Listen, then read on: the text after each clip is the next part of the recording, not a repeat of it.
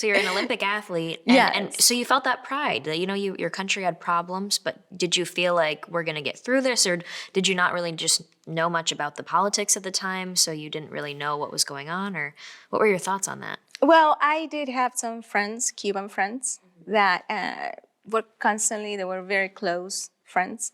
And they were always sitting that, that thought that, oh, Hugo Chavez, even before he got elected, that man talks like Fidel Castro.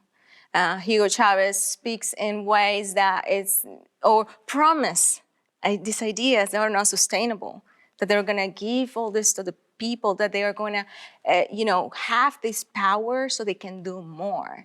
And I remember listening to these friends, and because they were I saw them all the time, almost every day. They were training with us.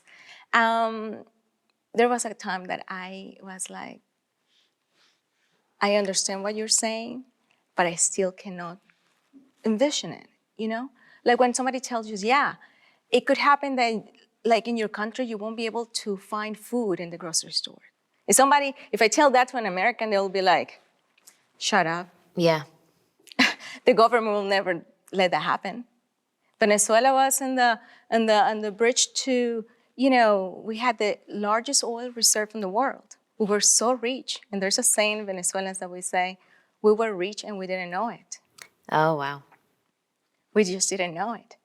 And so his words always were in the back of my head until as we continued training, I realized that it was more difficult for us to train in the firearms industry.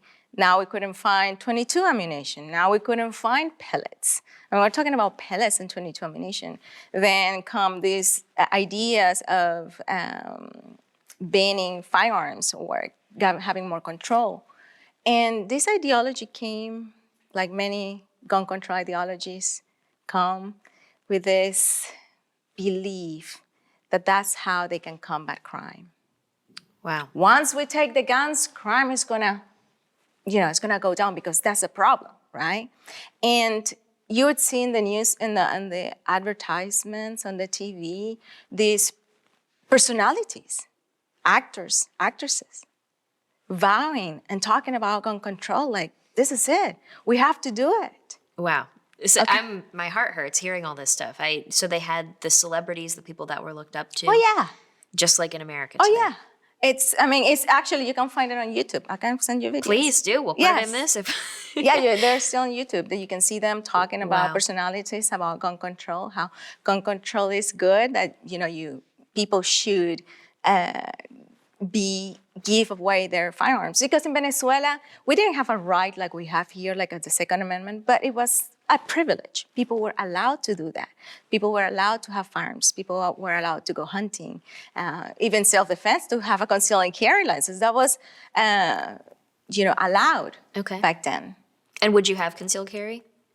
I was too young. Okay. So I never got to that point. Yeah, but it was a normal thing for people to have firearms. I don't know exactly if it was a normal thing, but it was available. Okay. So what the government does, or what they did, they started creating like a chokehold on gun ranges, gun shops especially. They banned the importation of certain firearms, most of them. And so everything got concentrated into the government. So now citizens couldn't do it through gun shops. They have to go through the government. Oh, wow. And so, of course, when you go through the government, now you have bureaucracy. Mm-hmm. Now you have that, for instance, back then, if you lived in the city, you have your gun shop right there, and the process, they will deal with everything else. But now you have to go where? Caracas?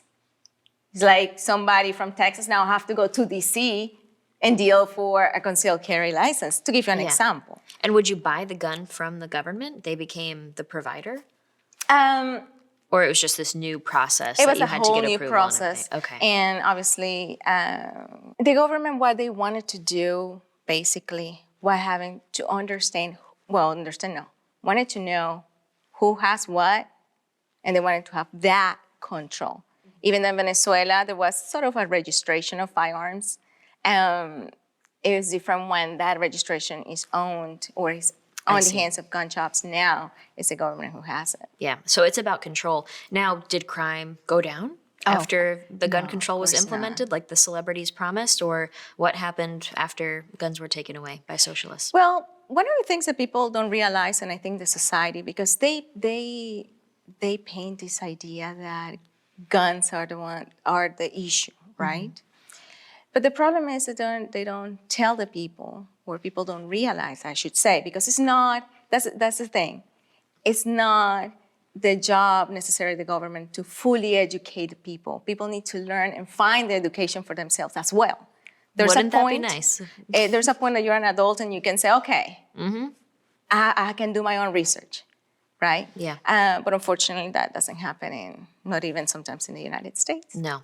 I think complacency and ignorance are core problems with every political issue. And I would argue it's not like people are ignorant here. I think it comes down to we get too busy. People get too busy and they rely on someone else to do the analogy, to tell them and what that means, what this law means to you. And then at the end of the day, you're like, oh, that sounds plausible.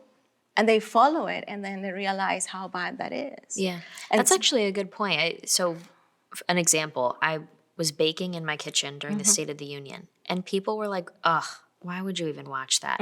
I can't stomach it. And I'm like, well, because I want to hear the direct speech. I don't want to hear someone's opinion on it. I want to hear I want to hear what he actually said and then have my own opinions on it and go away with my own thoughts. But people these days don't even want to take the time to maybe, as they're cooking dinner that night, play it in the background just so that they can be more aware of what's happening in the country. Yeah, because, even in Venezuela I guess as a young person, I thought only poor people put Hugo Chavez in power because of their own ignorance. And that was not the case. There were educated people who put Hugo Chavez in power. There were people who thought that Hugo Chavez was indeed going to do this drastic change, and sure he did, but to the worse. Hey guys, it's Morgan. Thank you so much for watching. We really appreciate it. We want our page to be a resource for you to learn more about history and about the current events going on in the world today. So be sure to like this video, subscribe, and hit the notification bell so that you can see more of our content as it comes out. We have plenty of playlists for you to learn from.